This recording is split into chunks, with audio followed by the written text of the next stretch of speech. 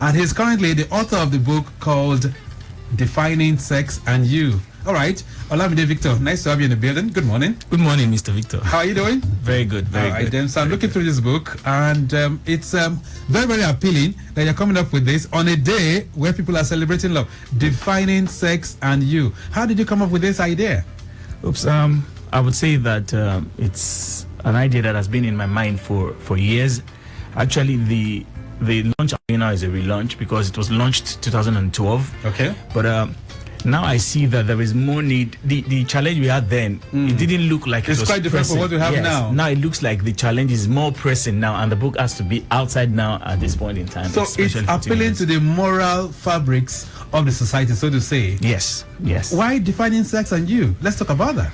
Now, you and I would have noticed that of late, there have been so many vices on social media and the society where we get to hear that teenagers are doing things that we would not imagine would have happened like 10, 15 years ago. In fact, would never have happened in our lifetime, really. Honestly. And then now it looks like there is a need to keep reiterating this message to teenagers particularly. It's like a slang we use while we're in school. We say catch them young. You know, sometimes the orientation we sell to them early will determine the path they would toe in life. So right. I feel that that's the reason or the need to actually push and reiterate this message for teenagers. Well, while the message is very, very essential, Olamide Victor, I also feel that perhaps the societal values that we hold as a people is also responsible for some of these degenerative acts that we're witnessing. Don't you think so? Yeah, I agree so. I mean, I was just talking with friends the other day, or perhaps I listened to some jingles on radio stations and television stations, and I get really, really I don't know what to use now, but I feel offended that we're very quick to celebrate things like dance and talent and all those stuffs, and we're not thinking creatively of how to solve societal problems. Yes. Understand? Yes. Somebody is locked in the room, or a group of people are locked in the room for 3 months. Somebody is picked as a winner. He's given 50 million naira plus a car. Yes. And once he wins, the governor of his state welcomes him in a very big way. He becomes an overnight celebrity. We have problems like traffic congestions, power, electricity. We've not sorted it out in this country. Yes. And people. So, isn't it the value that we're holding? I would believe that. In a way, it's the value that we are holding, but I also believe that it's what we are selling out to people that becomes the value. Oftentimes, value is something you actually adopt or you accept. So, for those of us who are actually custodians of these values, or who have to condition the minds of youth or adults, we need to understand that the type of value we sell out to them should be what would build their future. Right. For example, one of the things I wrote in the book, there's a girl, an Indian young girl. Right. She became a professor at the age of before she was 17. Right. So those are the extra gifted kind of people, right? Yes, yes. And we have them in Nigeria. And we are not pushing them out. That's the challenge we have. You know, oftentimes the things that shows on these teenagers and youth faces is the ones you mentioned. Somebody is locked in a room for months and then you give him 40 million. But you hear about a boy or a girl who is doing exploits, and then we are not pushing that narrative. That's right. So I'm just trying to connect the dots. Why we have a teenager wanting to behead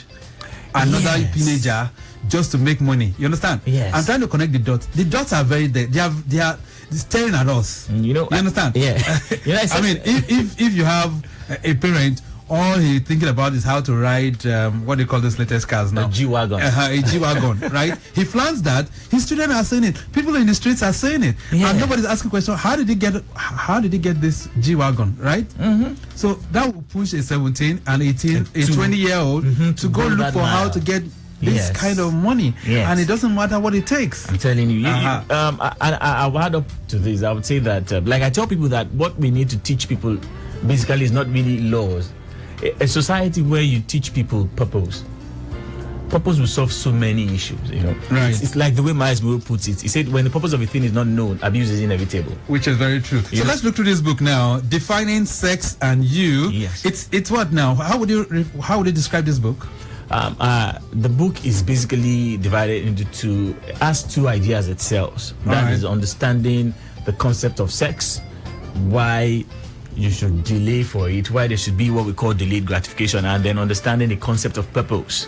And I pushed purpose because I know that once teenagers understand purpose, there are certain things you don't get to tell them. It's like you don't need to tell a king not to go on boxers on the street, because the king understands who he is. And I believe that once you teach that concept of purpose to people, you let them understand that this is who you are. There are certain things you will not need to put to them as laws, because the concept already teaches them what to do. So delaying sex for youths is a major angle which this book is trying to preach. Yes. But how do you do that in a society where you have all the or things? There's a struggle, really, a very great one amongst young people who live in a society that is bankrupt of morality. So how would you be preaching this kind of chastity and virginity to people? I would say that it's basically about reiterating this thing. Let me say this. I distributed a book 2012 for some set of people in Ebonyi State, and then I went to a secondary school, and when we finished, we made them make a personal pledge, that they would not engage in sex until they are married. Out of about 500 students, I think about 5 years ago, one of them called me on phone 5 years ago and said, called me, and I didn't even know the person. She said she is married now, but that she was able to keep to her promise of chastity because of what she heard that day. So those things are testimonies for me. Right. And I feel that once we keep reiterating it, we might not be able to catch all, but at least to an extent, we would have reduced certain decadence in the society. All right. So this book is an appeal to bring some levels of moral uprightness for our youths. You said it's a second time, it's a second reissue of this book? Yes. All right. When is it going to be launched? March 26th. It's going to be a Saturday. Okay, 26th of March. Definitely, we'll still have to talk about this book to reflect through this. But anyone who wants to get this, how can they lay their hands on a copy of this book? Yes, we would be inviting people actually to come in that day. All right. So you'll be able to let us know how people can tap into this. And get it. All right. And the interesting thing is that the book is actually free. Oh. You don't say. It's not sold. It's not sold. Yes, it's free. So you're giving this book as a gift to teenagers, secondary school students, tertiary school students, free. All right. So for this to really catch flame and ensure that it gets to the right audience, how are you going to be getting this? Are you going to be embarking on distribution, send courses, or what? Yes. One of the things we want to do is this. The first distribution would happen in Agege and Oteria Agege. We want to work around the 57 local councils, in Lagos. That's our strategy. And so what we want to do is that we get data of all the schools in these councils. For example, in Agege, we have already data of all the secondary schools and institutions around there. So we are expecting that 5 of students from each of those schools going to get a copy. They get it. So we do the same thing, like a replication in all of the 57 councils in Lagos State. That would be very nice. Yes. All right, then we'll still get you back in the studio someday to talk about this.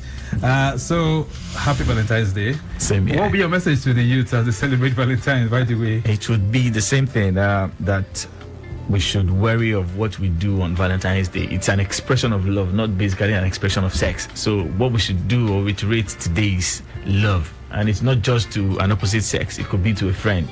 Let's extend this hand of love to everyone. All right, then. We're showing you love.